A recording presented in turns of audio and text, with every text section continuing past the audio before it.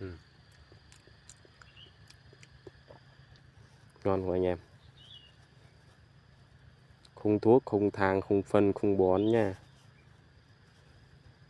Bơ này kiếm ngoài thị trường không có đâu quý anh chị em ạ. Ngon đấy.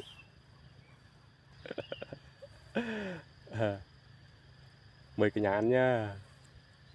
Quá trường luôn nè. Béo, ngon, ngọt luôn quý anh chị em. Không thuốc, không thang, không phân, không bón nha. Quá tự nhiên nha.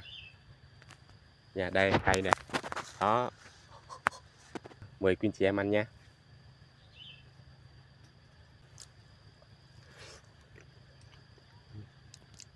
Ngon.